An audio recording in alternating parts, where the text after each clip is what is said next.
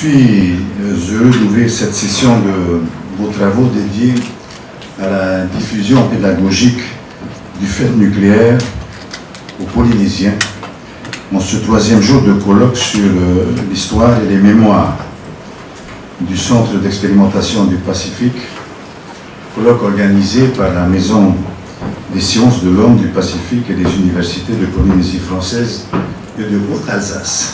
Alors, merci beaucoup de m'avoir invité ce matin pour ouvrir vos travaux. Je suis également ravi de vous rencontrer ici afin de vous témoigner de ma reconnaissance pour votre travail de recherche et pour ce que vous entreprenez tous ensemble au service de la connaissance et de la formation de citoyens responsables. Enfin, nous y voilà. Après silence, nous commençons à percevoir les premiers résultats concrets de la démarche de vérité que nous avons souhaité, chacun à notre manière. Pour ma part, vous le savez, j'ai porté sans faillir cette ambition depuis mon accession aux responsabilités de président de la Polynésie française le 12 septembre 2014. Tous les Polynésiens se sont frustrés, voire floués par ce fait nucléaire.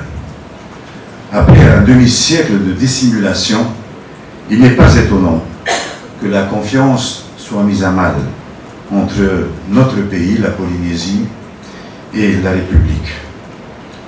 Ce n'est pas moi qui l'affirme, je le dis bien sûr, mais l'un de vos confrères universitaires, je veux parler de Bruno Saurin, dont l'ouvrage « Histoire et mémoire des temps coloniaux en Polynésie française », dans son livre qui a paru en 2015, disait ceci: « Tous estiment avoir été trompés par la France, écrit-il. Ainsi, les 30 années d'expérimentation atomique française ne constituent pas une parenthèse qui se serait refermée en 1998, date de l'arrêt total des essais d'ici en Polynésie. Pour conclure, disait-il encore, il est en effet désormais bien loin le temps d'un rapport confiant à l'État. » Alors oui, nous les anciens, ceux qui ont connu cette période du CEP, longtemps présentée comme faste et glorieuse, nous avons ensuite, lorsque le voile du déni s'est déchiré, ressenti de la colère, de la frustration, à la mesure de la confiance que nous avions envers la parole de l'État.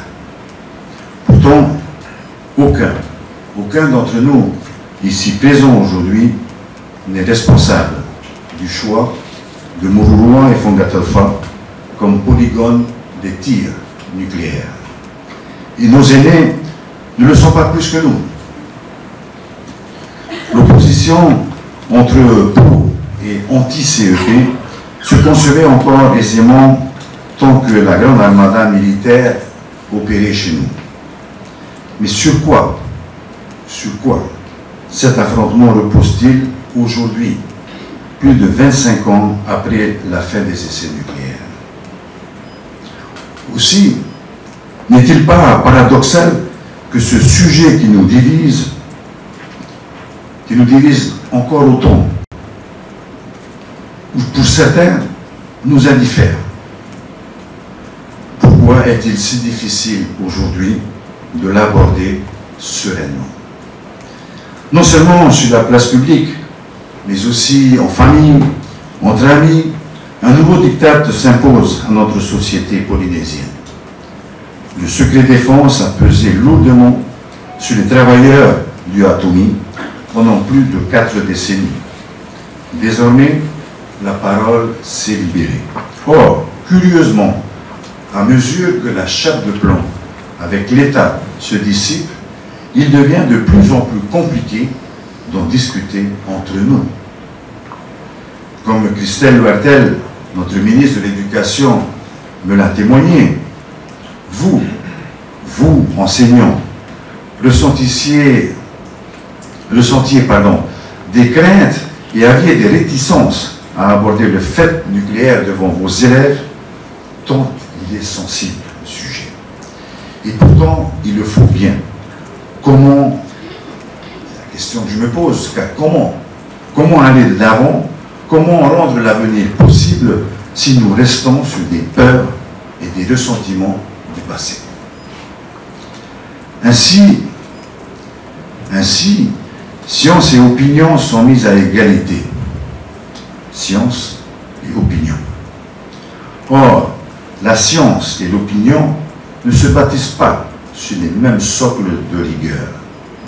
La science porte bien son nom et l'opinion comporte souvent des préjugés ou des impressions. Le pouvoir des informations plonge le citoyen dans la perplexité. Le débat public se radicalise et s'enferme dans des chimères, des théories dénuées de fondement scientifique lorsqu'on écoute. Vous avez fait l'expérience. Le phénomène est planétaire. Il se cristallise ici et là autour de sujets à la fois sensibles pour la société et scientifiquement complexes, il faut dire. Internet et les réseaux sociaux lui offrent une caisse de résonance inédite dans l'histoire de l'humanité. Le sociologue et philosophe Edgar Morin met en garde sur les dangers de tels dérèglements cognitifs. Ces dérèglements menacent l'état de droit et la paix sociale. En d'autres termes, la démocratie est fragilisée. L'école, nous explique-t-il, est le premier rempart de ces folies sociétales. Les médias en sont le second.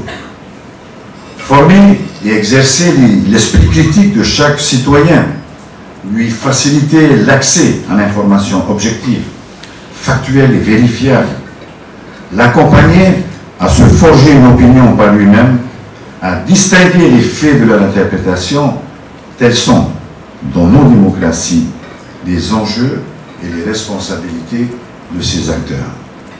Voilà, à mon sens, un des grands enjeux de nos querelles. Comment distinguer les faits et les interprétations de ces mêmes faits? C'est le piège. C'est le piège qui nous guette à chaque instant. Nous avons finalement tendance à juger ou à interpréter au lieu de décrire la réalité des faits. C'est ce danger du jugement simpliste qui nous divise aujourd'hui. Et sur le sujet du nucléaire, sujet passionnel et chargé de passion extrême, il faut le reconnaître, je peux comprendre qu'il est compliqué pour un Polynésien d'aborder ce sujet avec froideur, objectivité et rigueur scientifique. Pour autant, 25 ans après la fin des essais, nous avons le devoir intellectuel et moral de prendre de la hauteur, de prendre du recul, afin de nous détacher ou de relativiser les frustrations, relativiser les blessures, les humiliations qui ont pu nous diviser par le passé. Nous devons faire cet effort pour sauver et préserver la conscience des générations à venir. Notre rôle à partir d'aujourd'hui n'est pas de transmettre et de perpétuer nos haines et nos blessures à nos futures générations. Ce que nous avons à transmettre, c'est l'histoire avec un grand H. Pour construire des ponts de compréhension et de réparation, pour rendre possible l'avenir de concorde et d'harmonie auquel nous aspirons ici, nous n'avons pas d'autres alternatives que d'avoir la volonté et le courage de faire l'effort d'une démarche honnête et sincère de recherche de vérité. C'est ce que nous appelions depuis l'année dernière à l'occasion de la table ronde de haut niveau qui s'est tenue le 2 juillet 2021 à Paris. C'est ça, c'est l'esprit Recotica. La sémantique, la parole authentique, le choix des mots justes sont dans notre affaire aujourd'hui d'une importance capitale. Tout cela, vous le savez aussi bien que moi, si ce n'est mieux. Quand on a la charge d'accompagner des enfants à devenir des citoyens autonomes, des citoyens responsables, on ne badine pas, on ne joue pas avec les valeurs et les concepts. Et vous avez fait preuve d'exemplarité à cet égard. Je profite d'un instant pour vous dire quelques mots de mon cheminement depuis que je suis président du pays. Je ne vous parlerai pas des années 68, où nous jouions dans la cour de l'école des frères, torse nu, alors qu'à Mururoa pétait sans cesse les bombes. Je vais venir en 2014. Non, en fin 2014, j'ai hérité d'une situation extrêmement clivée sur ce sujet. Reconnaître, réparer, compenser, indemniser, tout le monde s'accordait sur ces verbes d'action forts. Je dirais même, tout le monde s'accorde sur ces lieux communs. Mais comment? Quoi? Qui? Combien? Quand? Où? Sont autant de questions qui n'avaient pas été suffisamment renseignées, combien même certains affirment publiquement que l'affaire est définitivement entendue. Qui est victime? Qui est victime des tirs atomiques auxquels la France a procédé à Mururoa et à Fangataufa? Je vous parlais des années où le frère Maxime nous surveillait dans la cour de l'école des frères, où nous jouions torse nu, alors que tout le monde savait qu'à Mururoa, les bombes pétaient. Je suis un enfant de la bombe. J'étais en 4e. Qui est victime de ces tirs atomiques? De quelle manière et dans quelle mesure le sont-elles? Est-il possible d'identifier et de quantifier les conséquences multiples de ces 30 années d'expérimentation, de ces 30 années de CEP? Peut-on faire la part des choses? La part des choses entre ce qui est imputable à ces essais nucléaires, à ces essais atomiques, et ce qui découle de l'évolution inexorable de nos sociétés et de notre monde. Pour ma part, je me suis efforcé d'avoir une approche objective de la situation. Et j'ai toujours fait le pari de l'intelligence et du sens des responsabilités de tout un chacun. La priorité des priorités m'a semblé être celle de la reconnaissance et de la responsabilité de l'État. C'est pourquoi, d'ailleurs, lorsque François Hollande a préparé sa venue ici en Polynésie, je lui ai demandé fermement de se positionner. Ces propos tenus sous le grand chapiteau de la présidence, à propriété le 22 février 2016, ont déclenché une onde d'émotions contraires. Joie unanime du côté des Polynésiens, soulagement du corps préfectoral, inquiétude dans les rangs des militaires. Un basculement déterminant venait de s'opérer. Le chef de l'État, chef des armées, responsable du feu atomique, avait solennellement reconnu que les essais nucléaires français dans le Pacifique avaient eu des conséquences négatives. D'autres étaient passés avant lui, d'autres présidents. Cependant, cette parole, si forte fut-elle, restait imprécise et nécessitait une concrétisation et surtout une transformation en acte. C'est alors que j'ai décidé de réactiver la délégation polynésienne pour le suivi des conséquences des essais nucléaires, aujourd'hui dirigée par Mme Yolande Verlodon, que je remercie d'ailleurs pour le travail qu'elle a fait. À l'époque, Bruno Balio a accepté ma demande d'en reprendre la tête. Il est revenu sur le territoire le 15 août 2016. Il est hélas, comme vous le savez, décédé le 25 mars 2017. Pendant ce bref délai, il a malgré tout réussi à remettre sur les rails, comme je le lui ai demandé, les principaux dossiers en suspens. Il a également participé activement aux travaux qui ont abouti à l'accord de l'Élysée, rappelez-vous, que nous avions signé avec François Hollande le 17 mars 2017. Bruno nous a quittés une semaine plus tard. Je vous rappelle que la reconnaissance du fait nucléaire par l'État constitue la pierre angulaire de cet accord. Puis, j'ai rencontré Emmanuel Macron, juste après son élection, toujours en 2017. Il m'a affirmé qu'il poursuivait l'action de l'État dans l'esprit de cet accord engagé par son prédécesseur, ce qui n'est pas toujours évident dans les successions de chefs d'État. Mais il a dit oui, je continuerai. Et c'est ce qu'il a fait. Le projet de centre de mémoire, dont une première ébauche avait été esquissée en 2010, a repris en 2018. L'accès aux indemnisations s'est globalement amélioré. L'accompagnement en oncologie s'est renforcé et continue encore aujourd'hui. Je ne vais pas entrer dans le détail de ces avancées, ni en dresser une liste exhaustive. Nous le ferons dans d'autres occasions.